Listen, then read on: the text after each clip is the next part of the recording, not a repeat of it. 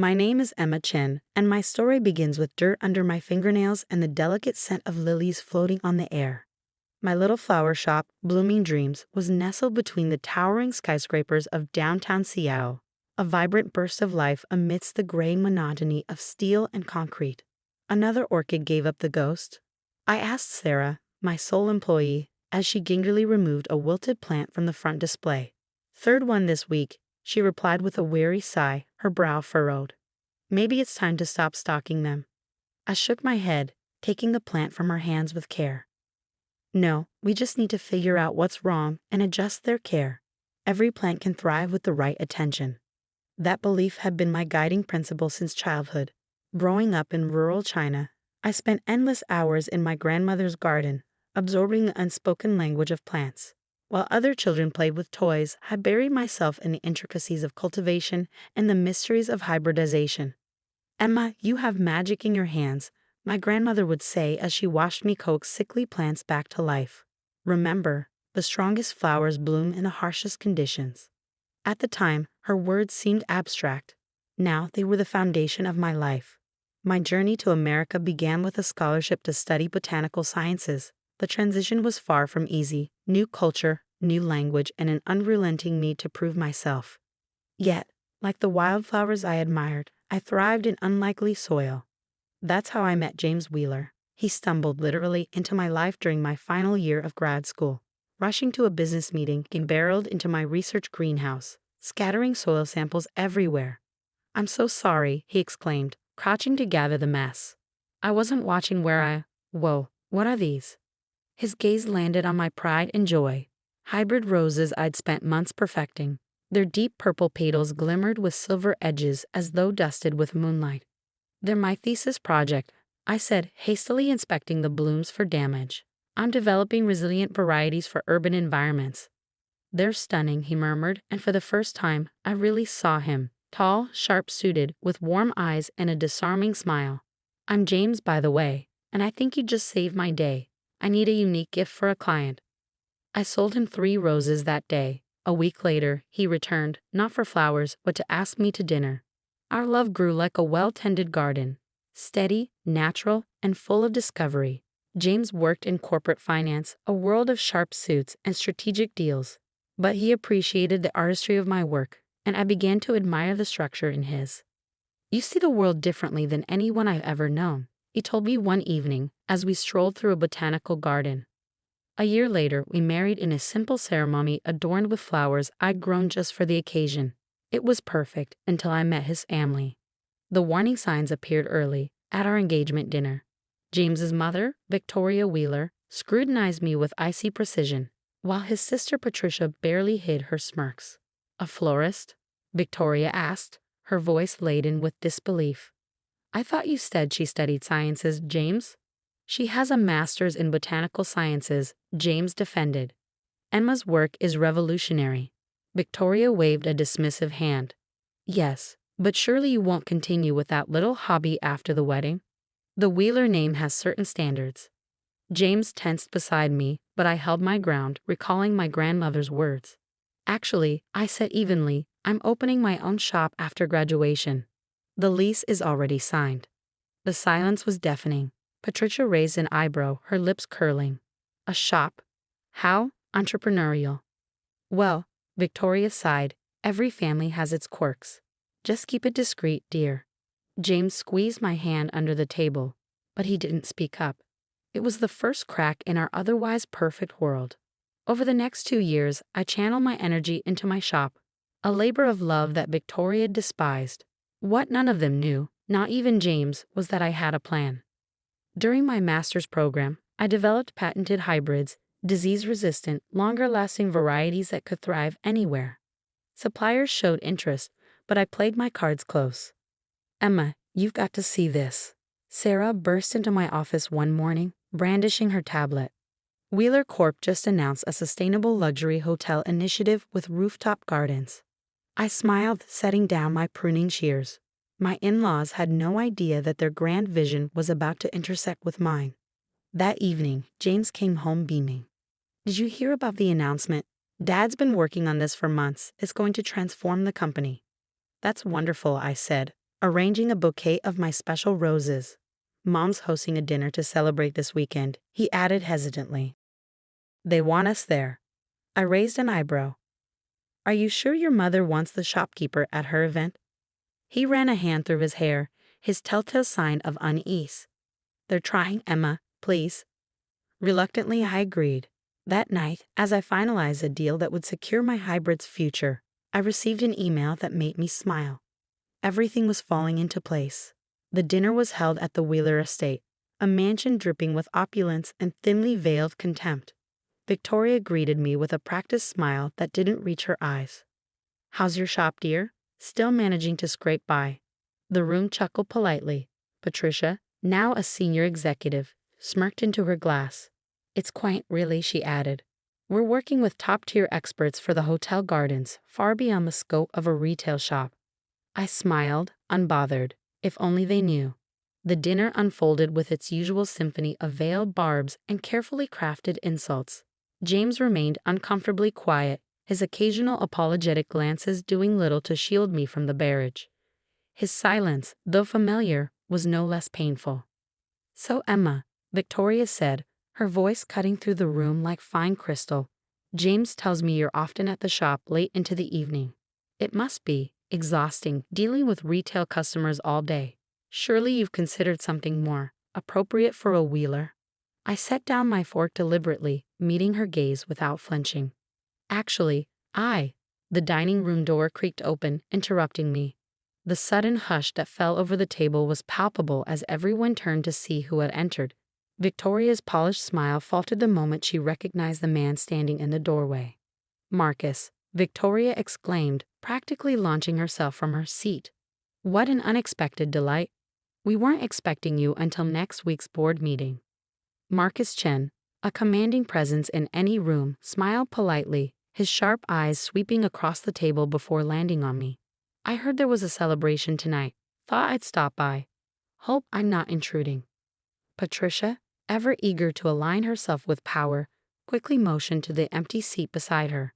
Not at all, Marcus. Please join us.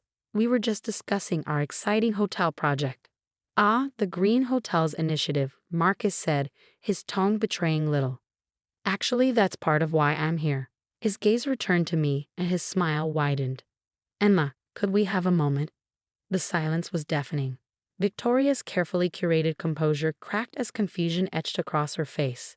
You know Emma. Marcus laughed lightly. Know her? Emma has been one of our most valuable partners for 2 years.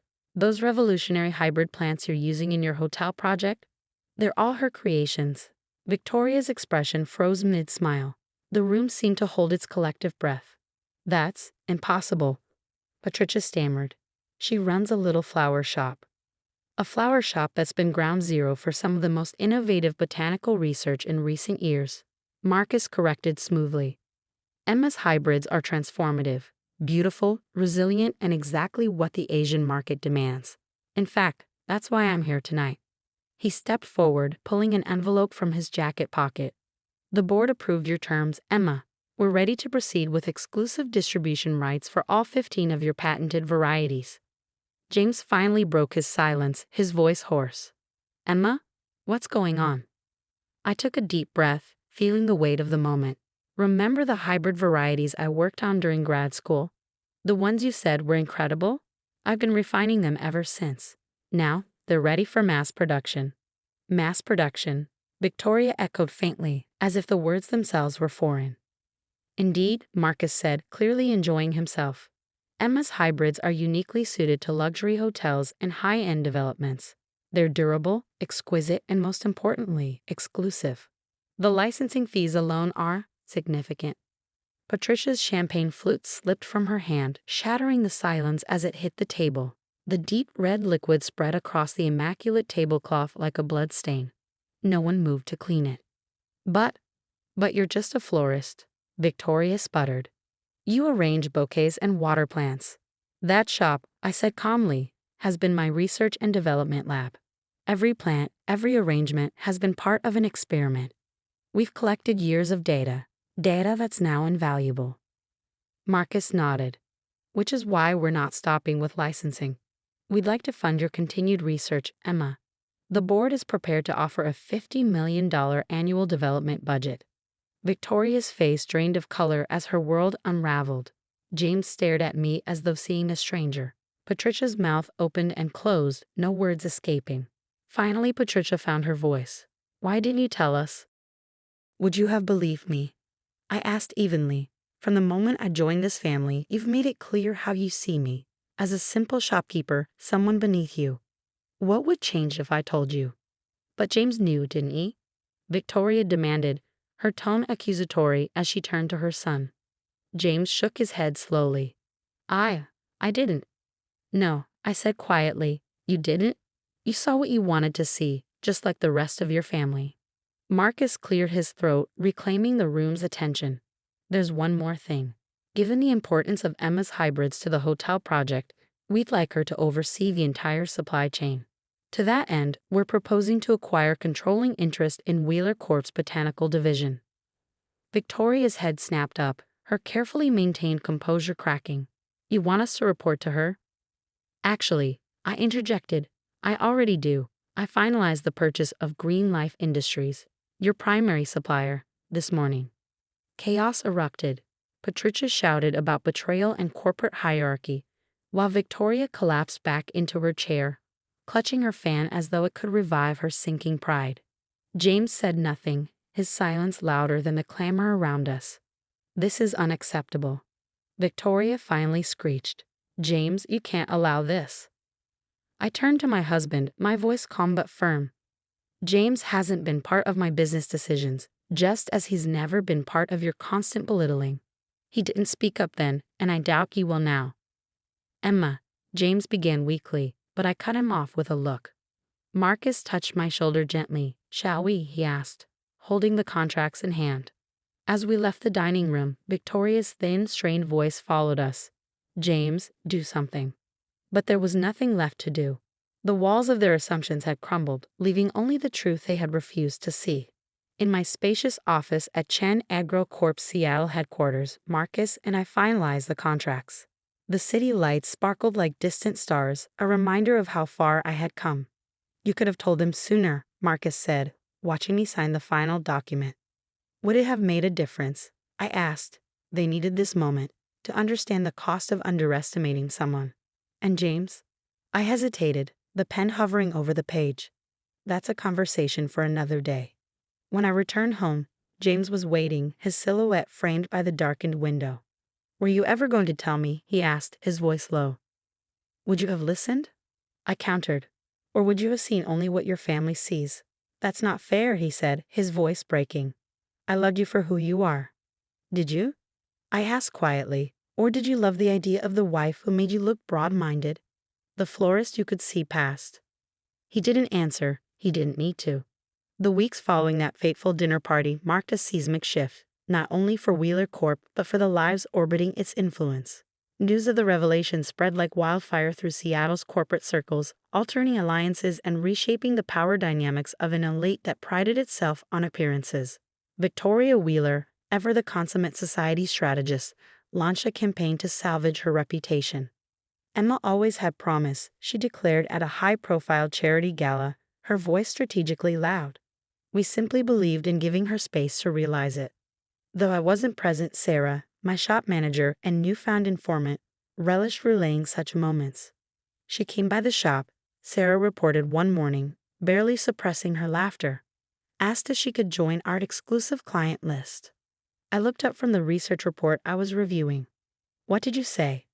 That we're no longer taking retail clients, Sarah grinned. You should have seen her face. Patricia, meanwhile, found her once unquestioned authority at Wheeler Corp eroding rapidly.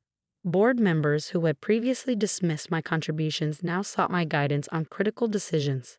Her attempts to reassert control were met with quiet, decisive corrections. At our first official board meeting, I reviewed her proposal for the hotel gardens. These maintenance projections are outdated, I pointed out, displaying comparative data on the screen. The hybrids require specialized care. Unless you prefer, we use standard varieties, which would undermine the exclusivity we've marketed. Patricia's cheeks flushed as she sat back in her chair, silenced by the weight of evidence. While corporate battles played out in boardrooms, a quieter, more personal reckoning unfolded at home. James and I circled each other warily, the foundations of our marriage unsettled. One evening, I found him in my home office, staring at the framed patents on the wall. "I remember when you created this," he said, his fingers brushing the glass. "I thought they were just pretty flowers." "They were never just flowers, James," I said. "They were my dreams, my future, and I tried to share them with you." He turned, guilt and frustration etched into his features. "Why didn't you trust me with the truth?" "Because trust isn't silence," I replied. "Every time your family dismissed me, every time they belittled my work, you said nothing. That silence told me everything I needed to know. I was trying to keep the peace." "No," I said softly. "You were taking the easy way out." The next day brought an unexpected visitor. Richard Wheeler, usually the quiet observer, stood at my office door. "May I come in?" he asked. I gestured to the chair opposite me, curious. "I owe you an apology," he began. "For 2 years, I've watched as Victoria and Patricia undermined you, and I said nothing. That was wrong." "Why now?" I asked, wary. His expression softened with regret. "Because you've done what I never had the courage to do. Challenge the Wheeler way of doing things. This company needs leadership, not legacy." He handed me a folder. "I'm stepping down as chairman. I'd like to recommend you as my successor." I blinked, stunned. "That's unexpected." "You've already proven yourself," he said simply. Before I could respond, James burst into the room, his argument with my assistant echoing through the hallway. He froze when he saw his father. "Dad, what are you doing here?" Richard stood, straightening his tie. The right thing for once. After Richard left, I explained the situation to James. He sank into a chair, overwhelmed. "Chairman of Wheeler Corp," he murmured. "Why are you here, James?" I asked gently. He looked up, his eyes filled with a mix of determination and vulnerability. "I've been doing a lot of thinking. About us. About me. For years, I've lived as the perfect Wheeler son, never questioning anything. And in doing so, I failed you. I want to make it right." "How?" I asked. "I've requested a transfer to the Asian division," he said. "If you'll have me, I want to go with you. Not as the Wheeler heir, but as your partner." Tears pricked my eyes. "You'd leave everything here." "Everything I'm leaving is meaningless without you," he said simply. 2 months later, Victoria hosted another dinner party. I wasn't there, of course. James and I were in Singapore, overseeing the installation of my hybrid gardens in a flagship luxury hotel. Sarah sent me a video from the event. Victoria, tipsy and effusive, regaling guests with tales of her brilliant daughter-in-law. Patricia, meanwhile, had taken a position at a rival firm, unwilling to endure the company's new dynamics. Richard, now serving as an advisor, worked alongside me to steer Wheeler Corp into its next chapter. As our plane descended into Singapore's glittering skyline, James reached for my hand. "Ready for our new adventure?" he asked. I smiled, squeezing his hand. "Always." The real triumph wasn't in proving anyone wrong or claiming titles. It was in staying true to myself, nurturing my dreams through the storms of judgment and doubt. My little flower shop had bloomed into a legacy beyond what anyone imagined, except perhaps me, because I had always believed that with care, patience, and resilience, even the smallest seed could transform into something extraordinary.